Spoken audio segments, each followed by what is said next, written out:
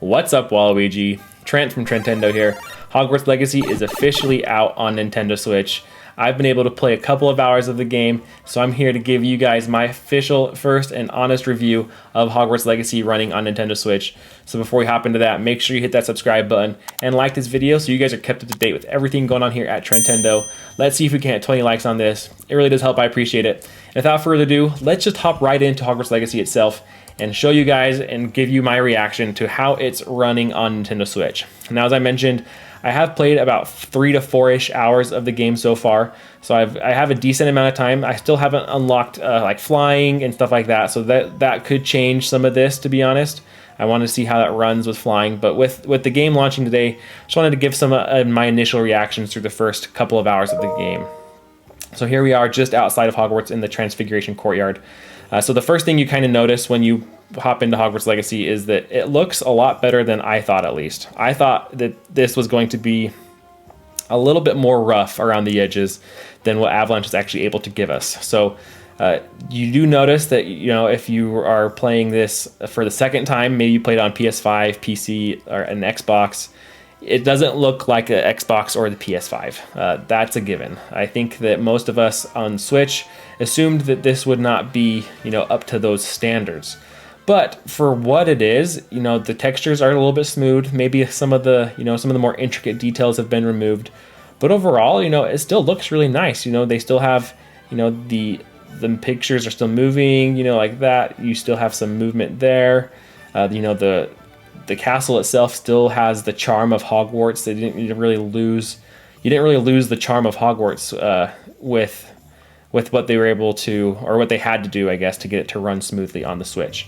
The other thing that you notice is that I haven't been dropping frames a ton. You know, there's a couple spots in the castle that I've dropped a frame or two, if I'm being honest, but nothing like game breaking or experience breaking. You know, it still runs very smoothly, in my opinion.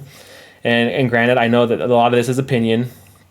I know some people have they're more sensitive to things like frame rate or to graphics. I grew up playing the 64. I'm not all that sensitive, I don't feel like. But I think that this looks and runs really, really well for the Nintendo Switch. And I've even gotten through some dueling sections where some more combat, where you're ducking and dodging, you're throwing up Protego, you're casting spells, you're doing all sorts of stuff, and it still has held up very well. I haven't had any issues with that.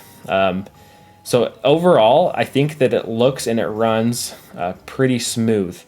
The one complaint that I do have so far is we're going to quickly show you this as well. There's a couple of things that are a little annoying. So let's go to the world map. I don't want to. So we're going to go to Hogsmeade. So the first thing that I've kind of take issue with is the load screen. So we're going to do a quick travel here, and we're just going to kind of show you how long the load screen is on a quick travel. It is a little longer than on the PC or the Xbox or the PlayStation. So I played this game fully on the Steam Deck. I played start to finish, 100%ed it, every quest, every collectible. So I feel like I have a good grasp of what this game is and what it was on previous platforms. This is one of the ways I think that they've had to adjust as well. I mean, we've talked about the graphics and the smoothing a bit. I think this is another way that they've had to adjust to get this game running smoothly on Nintendo Switch. Now, the load screens, while a little long, I mean, so you saw that it was probably like it's a little long, it's kind of a little annoying, but it's not the end of the world. So I will say that, at least in my opinion, if you want to play this on Nintendo Switch and the load screen, you're like, oh, the load screens, it's okay. It's not the end of the world. It is a little long, but you get through it. So now we're out here in the open world. I wanted to kind of show you some performance out here as well. So they have added, well, it looks like to be, it usually looks pretty foggy, to be honest. I think they've done this to help with some of the cut in and the load in and the draw distances. You'll see this with the trees a little bit better. As we get closer to some of the trees, you start to see a little bit more differences. You see some of the leaves kind of pop in a little bit more. But again, nothing that I thought was, you know, too crazy and too game breaking. I think it looks okay. The trees look better than in Scarlet and Violet for the Pokemon fans, unfortunately. I mean, I love Pokemon. I've played so much Pokemon, so to see something like this run as smoothly and as well it does makes me a little bit disappointed in Game Freak, more so than I already was. So, like I said, like even the open world, it seems to be handling smooth. You can see I'm not dropping frames. You know, it is, I believe it is locked at 30 frames a second. I don't think you can get anything better than 30. So if you're wanting to get, you know, anywhere up to 60, I don't think you're going to get it in this game. But it does, you know, I think that 30, it looks okay. I think it looks pretty good. I'm not going to complain about the smoothness. I mean, I personally, I don't think I can see much past 30 frames per second. I don't really usually notice a huge difference. So you see those characters, I don't think they're at 30 right there when they were running in. I did notice that, but you know, I think it runs and looks okay. So this last thing as well that I've noticed and is a little annoying is in the other versions of Hogwarts Legacy, you're able to run in and out of Hogsmeade freely. Like they do have a magical barrier that blocks it when you fly, and you have to kind of come in through the main entrance or you have to walk into it, you know. But in the Switch version, you actually have to load into Hogsmeade. So they've added a few more sections where they are actually load-ins rather than just the seamless environment that they gave us on the other platforms. Now, in addition to that, not only do you have to load into Hogsmeade, you're also going to have to load into the individual shops in Hogsmeade. So I'll show you that once we get into Hogsmeade. I'll show you again. So again, is the load screen. I think this is, like I said, this is the biggest drawback that I've seen so far on Hogwarts Legacy for the Switch. Is just the load screens and the loading time. So you do have a little bit more loading than you had to do in the PlayStation or Xbox, which again is not the end of the world, but it is something to know if that's going to bother you. So see, we had to load in to Hogsmeade, and then when we want to leave Hogsmeade, you know, I'm not going to be able just to leave. I'm going to have to load back into the Highlands.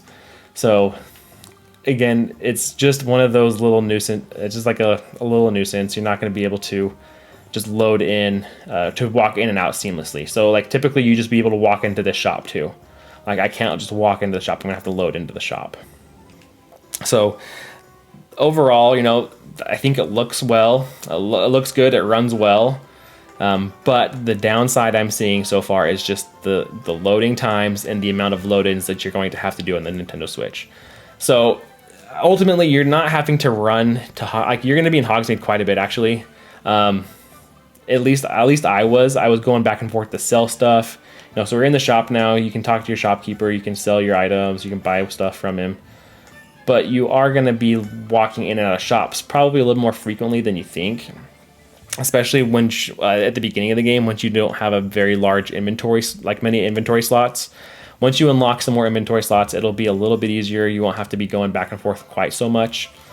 But just this is what we've played. We haven't even played very long. We've been sitting on load screens for probably a minute or two. So that's my biggest complaint about the game so far is just the load times. But yeah, other than that, you know, I think it runs well. It looks good. Like I said earlier, it is all kind of just a matter of opinion. I think maybe you don't think it looks good. Maybe you don't think it runs that well. I mean, from what I've seen and what I've played, I haven't had any issues with it. I really enjoyed it. And it looks pretty good in handheld mode too. I have undocked, so this is docked. You do get a little bit better performance out of docked mode than you do in handheld. But so I played this handheld. I have an OLED, so I've been playing it on the OLED a little bit handheld. And it looks okay, like it still looks pretty good. You do get a little bit better look out of it from being in docked mode. But overall, you know, I think that even handheld mode will get the job done. You'll enjoy it in handheld mode. If you have this on another platform, and if you just want to kind of pick this up to be on the go, it's definitely a good get. If you already played this on a different platform and it was like, oh, you liked it but you didn't love it, I don't know if I'd pick it up again, to be honest. Me, I'm a huge Harry Potter fan. I was going to pick this up regardless, but I have really enjoyed this version of the game. It does make it a little bit fun to play on the Switch, be able to take it portably and just have it on the go, as well as just the convenience of being able to sit maybe on the couch while your family watches a show. You can still play your game and instead of having to be tethered to the TV like on your Xbox or your PlayStation. But yeah, overall, I would recommend this if you enjoy Hogwarts Legacy, or if you haven't even played it, maybe you're just a Switch owner, you didn't have the opportunity to pick this up before and you want to play it and this is your only way to play it. This is definitely the way to go. It is a good get. It is a little bit different from the other versions as far as the smoothness and maybe being able to the ease of access to Hogsmeade and stuff like that. But overall, it is a top quality port and a very impressive port from Avalanche that they've been able to deliver. So I hope you guys enjoyed this review. Let me know in the comments what you guys think.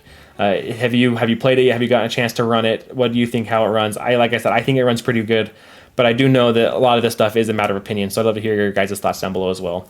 Thanks for watching. Hit that subscribe button, like this video. Early this up, as I said. I appreciate it. And until next time, catch you later.